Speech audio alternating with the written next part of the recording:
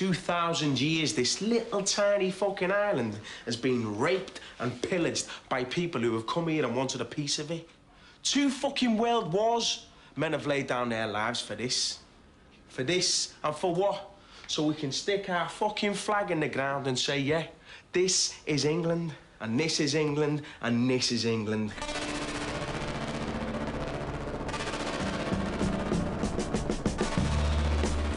Shane Meadows is Britain's leading director in independent cinema. He works intuitively, pouring his heart into personal projects, which, because of their honesty, humour and emotional truth, connect with audiences wherever they play. Where's Fox? He was born in Uttoxeter in Staffordshire and is still based in the Midlands. Shane began teaching himself to direct in his late teens by filming himself and friends, including the short that launched his career, Where's the Money, Ronnie? Over the last 10 years, he's been nothing short of prolific, completing over 60 shorts and the feature films 24/7, A Room for Romeo Brass, Once Upon a Time in the Midlands, and the highly acclaimed Dead Man's Shoes. He's still only 34 years old. His latest feature, This is England, is a story that delves deeper into his own damaged roots than ever before. I travelled north to visit the location where This is England was filmed, St Anne's Estate in Nottingham.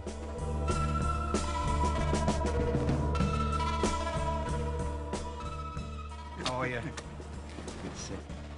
When the word got out about what sort of film it was going to be, one part of it is very violent, people living around here being very violent. Did people react to that? You're depicting us in a way we don't like. No, I try to be as open as possible, and I suppose if you look at the violence within the film, to be fair, the worst part of the film is actually hidden away in a flat.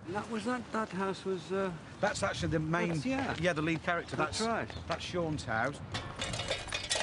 Sea slug, sea cat. Was a welcome break in routine. What do you want, Gadget? You just nearly put my window through. Working with somebody new and working with somebody who the previews have been sensational for is this boy, Thomas Turgoose, who plays Sean Fields, not Shane Meadows, in This is England. He's sensational. How did you come across him? I went to the first port of call where I always go, which is the Nottingham workshop. I've gone there right from 24/7, didn't find the kid. Go to Manchester, go to Leeds, go to Birmingham. I just can't dig up this kid. Were you looking for a 12-year-old you, or did you? Or was it... I was almost asking for the impossible because I wanted him to be a troublesome little shit, you know, who's a pain in the arse, but I also wanted him to be able to be a lead in a film. You know, it's like virtually impossible. We'd bought in a specialist caster, so I got this tape and I was almost just on the verge of stopping it because everyone on it was pissed or stoned, but then this little ginger-haired kid come on. It wasn't so much what he was saying, it was just he had this, like, this air of confidence. He was, like, cheeky, but you couldn't help but like him. What about acting? Don't really like acting. Do you not? Not much, but it's all right. Right. But would you like to try out for this film? Yeah. Because we're not really looking for an actor. Yeah. We're just looking for a kid to sort of be himself. Yeah. Just be natural. Would you be interested in trying that? Yeah.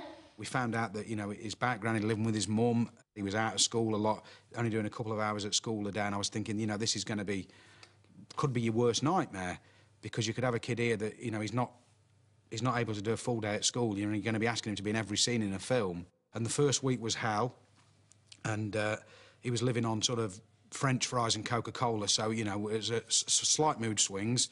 And at the end of the first week, he did actually want to give up. All right, well, they expect me to go out in the street just like this. That is daft. And we sat down and said, look, mate, you know, I've been given probably 50 chances in my life, but this might be your only shot. Just stick with it for another week, see how it goes. From that point onwards, you know, he started eating properly for a start, and I managed to, like, turn him on to, like, health drinks I was on and that, trying to balance out his pH numbers. Just wait for the just freaking do it. That's your line, so you can do, look, you're not very confident, yeah, just do it. Yeah. No, but what if your mum comes around? Just freaking do it. Yeah, and then in, so I'm just freaking. And as he's starting to develop energy, from eating half-decent food, he then starts to wonder about the sound, and he starts wondering about the camera, and he's so, like, from being this person that's, like, bored out of his brains after 15 minutes, he's up people's trouser legs.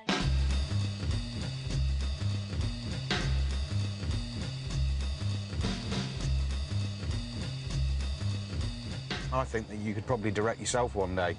I noticed how you were on set and how interested you were, and obviously you're pointing that camera, man, mushrat now. And I think, you know, I think you could direct, mate. And I think that if you've got a camera, it's like a musician who's got an acoustic guitar. You can always at least make something. So I think that camera that we bought you when we were on set, as long as you've always got that by your side, you can always do something, can't you? Yeah.